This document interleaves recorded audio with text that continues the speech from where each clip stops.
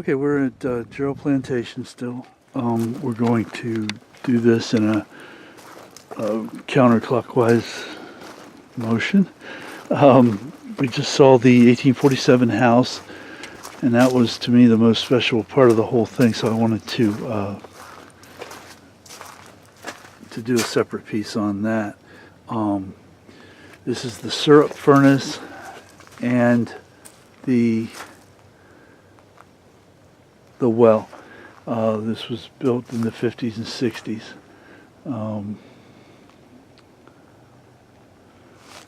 This guy, they don't say anything, but apparently he didn't serve. And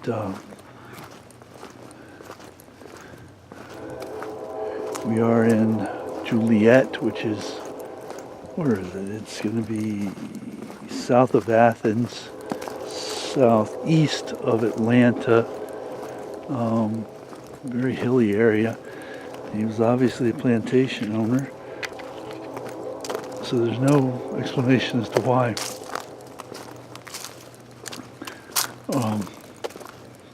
he didn't serve, but there is there's nothing saying he did serve. So typically if you would have served, you would have been, that's the 1920 house. They still live there. Probably a B&B. Looks kind of B&B-ish to me. There's a bunch of farms, corn cribs and that sort of thing down there. There's some beehives over here. This talks about the terraces.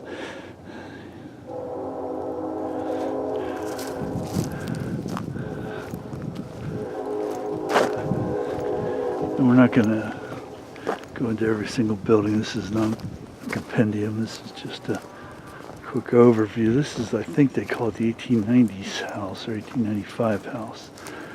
Yeah, very, very small by comparison. The original Jarrell's son, I guess, built this house, or maybe his grandson. It was Dick Jarrell, but it's not nearly as expansive as the other one. So, and again, we have all the original furnishings and that sort of thing. So, doesn't appear to be any interior walls. It was just these walls overlapping, and then that was it. I don't know if they worried about keeping bugs out or air out or whatever, but there's nothing on the inside to do anything with. So it's interesting too. It's an old barn.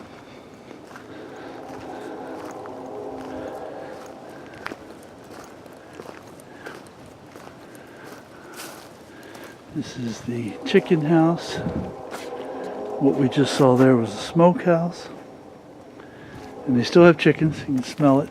I've seen a couple of them running around. That's the outhouse. They don't use that, thank goodness. And we'll go down and see the other outbuildings.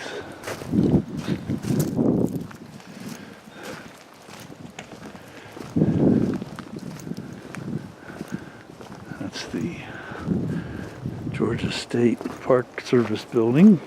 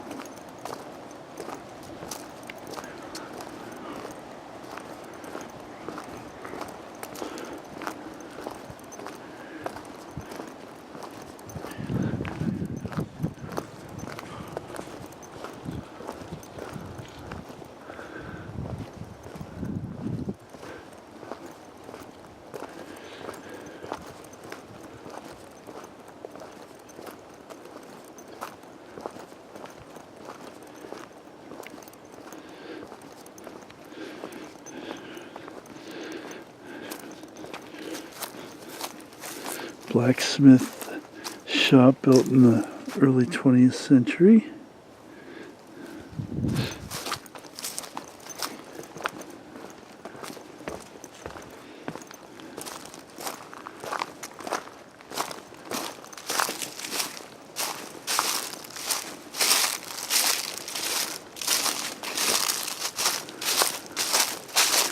You can see as we're walking along, there's a lot of buildings down here. These guys had a lot of...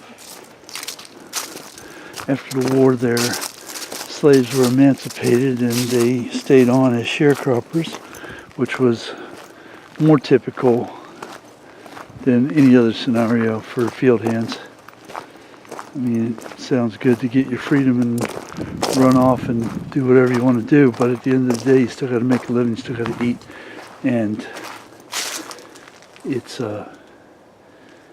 just not all easy to do to take up a new trade anytime, but especially not in the middle of the 19th century.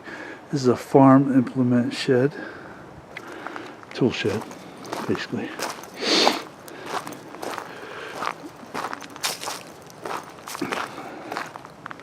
So they would have just reached a deal where they were paid for their labors instead of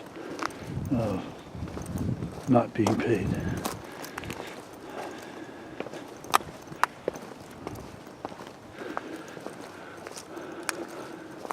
This is a pretty impressive little area down here. I imagine this was pretty cool and fascinating back in the day.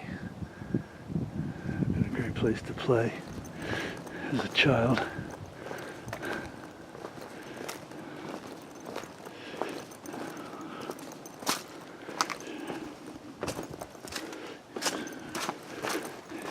Evaporator house. That's interesting. There's no floors to it anymore, but and that's, you can see where the original brick and or the original stone and the new brick meet. Constructed sugarcane evaporator pan. Okay, cool. Exciting. This milled something, I guess. Small engine house. That must have, oh okay, that was like a, maybe steam ran through there.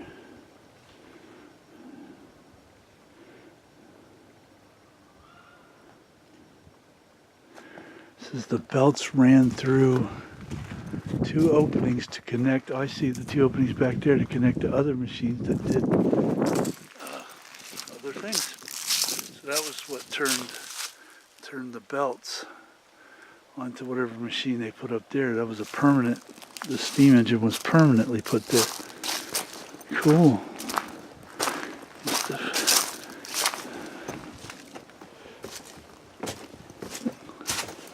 Oh wow, that's exciting. Look at that. Wow. Oh wow, very neat.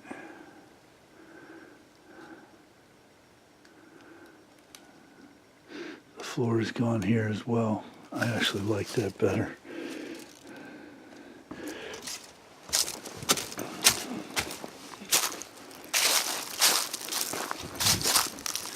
Very cool. Engine house rebuilt in 1916. Very neat.